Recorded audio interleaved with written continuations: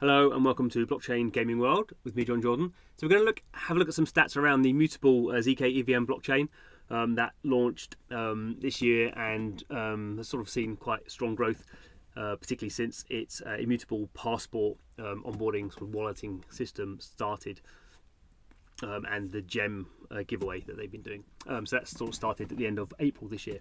So this is the it's just like an open sort of web interface from Block Scout. So this is looking at the immutable ZK EVM blockchain and all the activity on it. We can see here cumulative accounts now are 8.2. Interesting, it always says account, so I'm assuming accounts sort of mean wallets. Immutable have said that they've onboarded 3 million people through their immutable passport sort of email sign-on wallet. So quite how those two line up, I'm not exactly sure, because I don't think you can interact with immutable not using passport, but I think most of the activity will be going through passport. But anyway, that is just something to note. But what we're going to basically do is, you can see there's a whole bunch of sort of interesting data. So there's number of accounts, number of active accounts. So this is obviously going to keep going up all the time because there's always going to be more accounts. Once you've made an account, if you throw it away and never use it again, it's still being created. So this graph can only go up.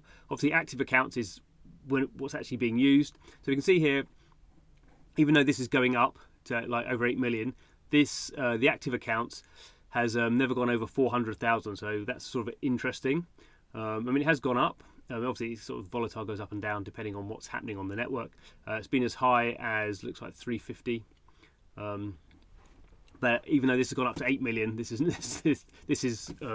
sort of steady, you would say. Interesting to see the number of new accounts. So this is obviously what's happening on a daily basis. How many new accounts are being created? You can see here, obviously, before April, sort of nothing, which is why I'm sort of think this data is sort of fairly good in terms of when the sort of gem giveaway they started was at the end of April. So that's when you sort of see the growth. Biggest day here looks like 135,000 fairly recently. So we've seen an uptick. So obviously the new accounts is going to go up depending on what's going on the network. If new games are launching, you're going to see some pickup here.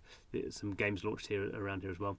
Stuff I'm not so interested in: transaction fees. New transactions are interesting because transactions is sort of these new wallets are being created. These new accounts are being created. Are they just being used for one transaction a day, or what's going on there? Number of transactions are always going to keep going up, and there's a whole bunch of other stuff I'm not going to look at. So this is just looking at the raw data. If you want to do the same as what I've done, you can just go here and you can just save this as a CSV file and then put it in to your own spreadsheet and fiddle around with it. So that's what I've done. I've just taken this raw data and I've made some graphs. So let's go and have a look at the graphs. Okay, so one of the things we were looking at in the previous sort of setup was obviously the scales of all the graphs were different, and when you start putting them on the same scale, you start to get sort of weird things like this. So obviously, as we discussed before, it's hit over 8 million now, sort of cumulative accounts, and that's, you can see that's really, this thing really starts kicking off at the end of April. And I say the end of April is when they started doing the immutable gems giveaway, and every day you can basically go and just do a transaction, do a click. And you get some gems. Gems are, we don't quite know what they are. They're like a point system. So you are given gems for doing certain things. So when new games go live or have tutorial, have sort of a special events, you can, if you go in and fulfill some quests in those games, you can get extra gems. You can also claim more gems if you have more IMX tokens. So it's kind of encouraging you to sort of go and buy IMX tokens. You don't have to stake it or anything, but just have them in your wallet, and then you can claim more of these gems. So, but this gems thing has been going since May, and I'm none the wiser exactly what gems are going to be for. I mean, maybe it just be a leaderboard that people get put on, and you get some IMX tokens based off that. They've not really said it, but anyway, every day you can go in and do basically a single transaction into this sort of sort of point system. So we can see cumulatively the things gone up at a pretty fair whack. Slightly different different sort of gradients at various points. We can see active accounts in red and new accounts in yellow. So obviously, adding up every day, the new accounts will give you the cumulative accounts. But we can start to see here, when I was saying before, it is a bit weird that you're getting a lot of cumulative accounts, but active accounts are staying pretty steady. So the percentage of active accounts to cumulative accounts, as we'll see, is you know, an interesting graph. Okay, so this is basically the data we've seen before. Now we can put this on a log scale. So a log scale just means you're not doing it on a, you know, the vertical scale is allows you to see big and small numbers. So that's basically why you do a log scale. So we can see here, obviously, new accounts is smaller than active accounts. Active accounts, as I say, sort of peaks out about under 400,000.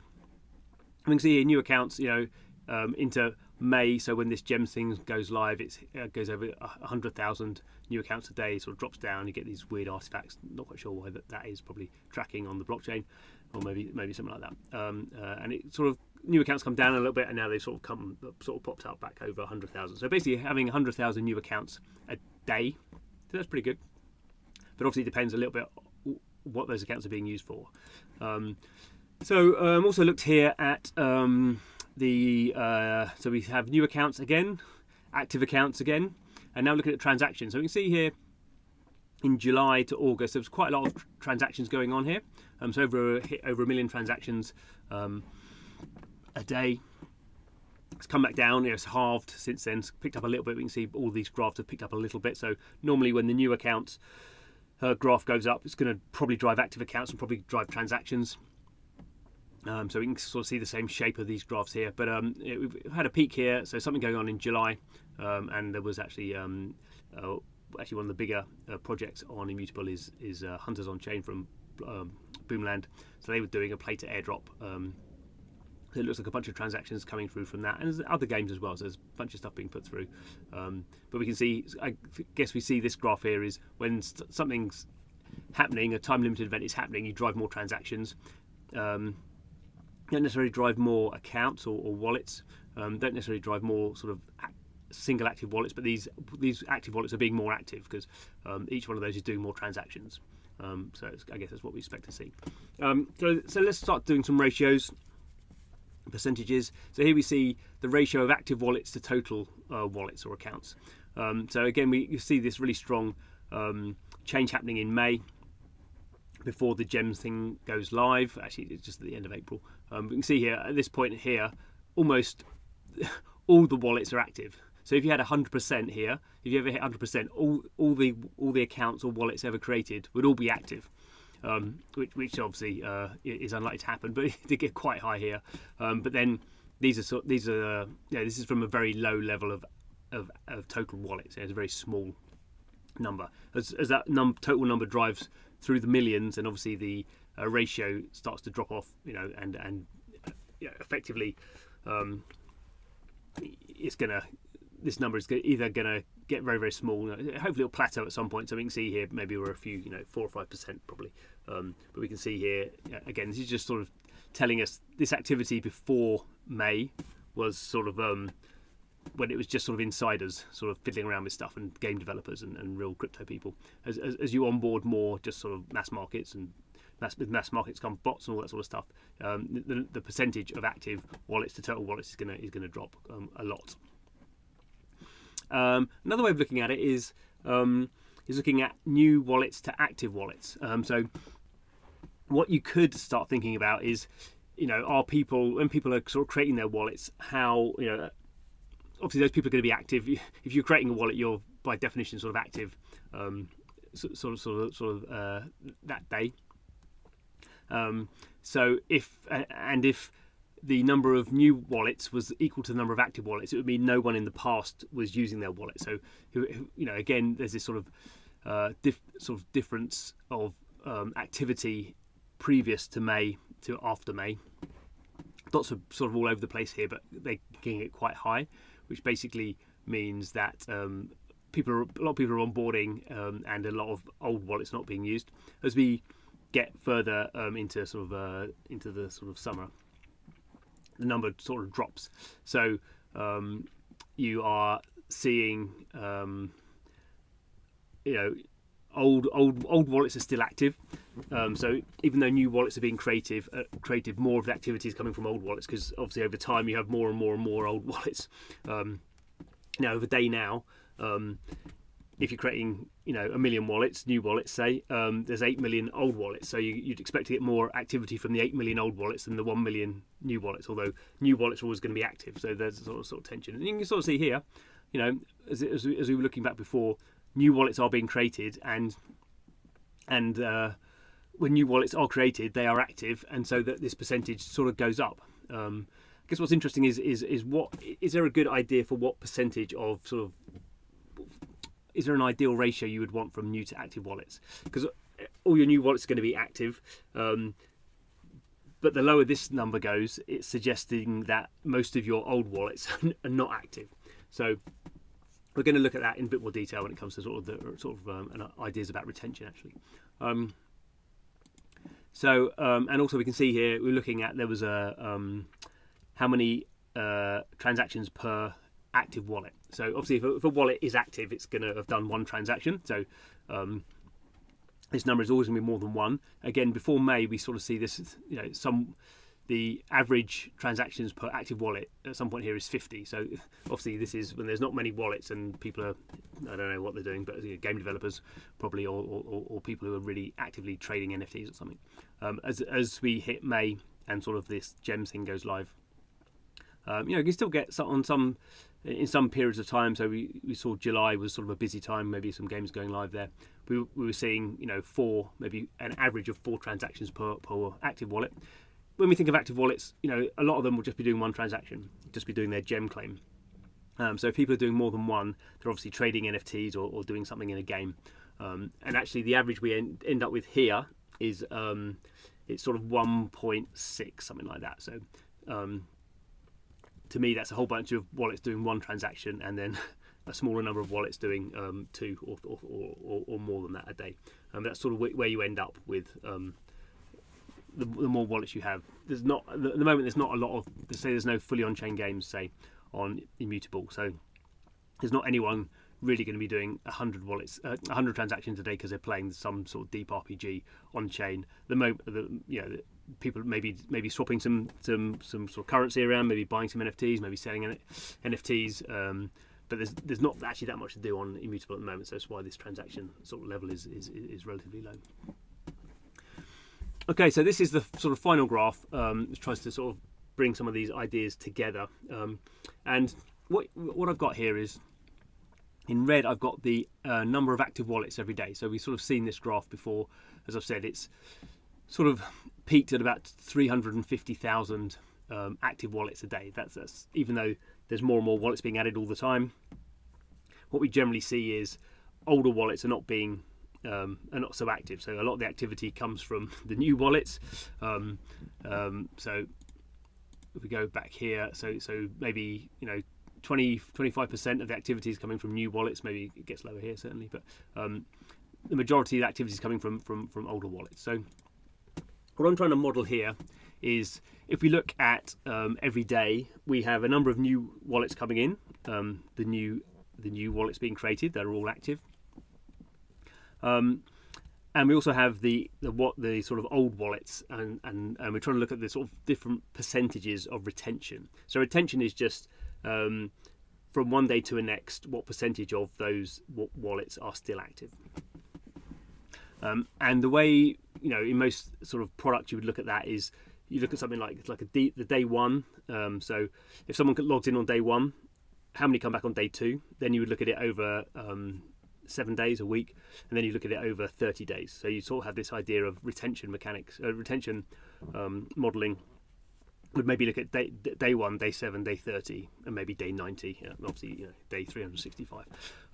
But a very small number of people will still be logging in then. So what I've tried to do modeling here is, I've got this red line, and I've got some other lines which, to some degree, follow the same sort of curve. In some degrees, don't. And I've just modelled them.